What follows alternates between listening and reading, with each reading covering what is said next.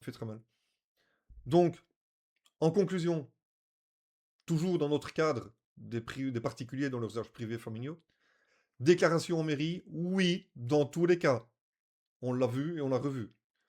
Ne pas se baser sur le décret numéro 835 de 2023 dans sa version foireuse d'origine, initiale. Mettons bien aller se repérer maintenant dans les Gifrance, sur les Gifrance, et aller chercher les articles remodelés, recorrigés.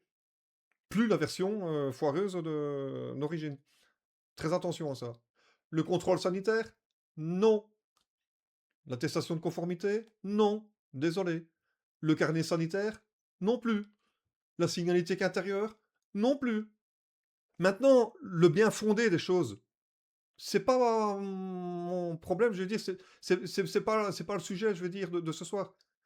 Que ce soit juste ou bien fondé ou pas, par rapport à la sécurité de ceci, ou la sécurité de cela, ou la protection de ceci ou quoi, je parle pas que ce soit justifié ou bien fondé ou pas.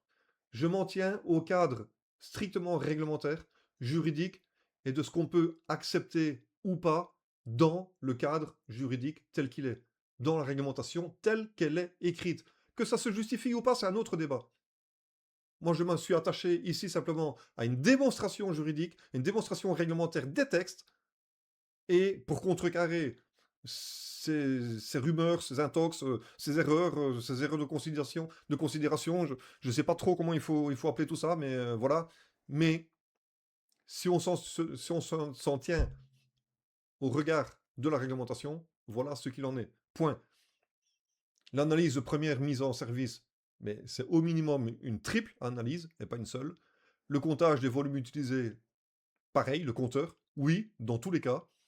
Et si vous êtes face à un professionnel formé, par exemple, ou labellisé, ou un agent d'une collectivité, d'un service décentralisé ou quoi, qui vient vous dire le contraire, qui vient vous opposer quelque chose de contraire à tout ce que je vous ai démontré ce soir, sauf si quelqu'un avait quelque chose à me contredire là maintenant, mais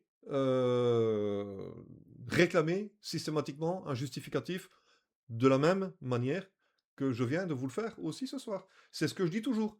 Si vous déposez par exemple un permis de construire, vous avez tout un tas de trucs, de dossiers, de machins, de sujets et tout à intégrer dans votre permis de construire. Si, comme je l'ai déjà entendu et tout, ah, attention, monsieur, vous êtes obligé de ceci. Ah, attention, vous êtes interdit de cela.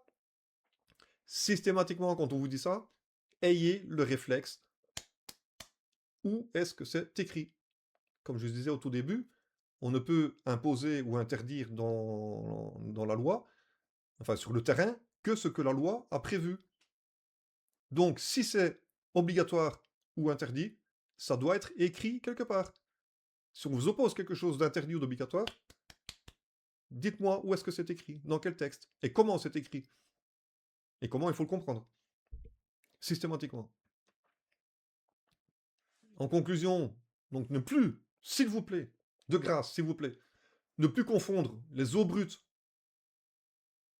que ce soit puits, forage, eau de pluie ou autre, les eaux brutes, ne plus les confondre avec, donc, qui sont en tant que eau impropre à la consommation humaine, donc non potable d'emblée, avec des eaux traitées, potabilisées. Donc de l'eau de pluie potabilisée devient une eau potable. Ce n'est plus de l'eau de pluie au sens de la réglementation. Elle devient de l'eau potable. Point. C'est pour ça qu'on peut être autonome avec son eau. Les usages publics, collectifs, locatifs, pro ne peuvent plus s'amalgamer avec les usages familiaux. Vous avez compris la portée maintenant des problèmes de ces confusions. Vous voyez jusqu'où ça va. Propriétaire, distributeur et usager particulier, deux choses totalement distinctes.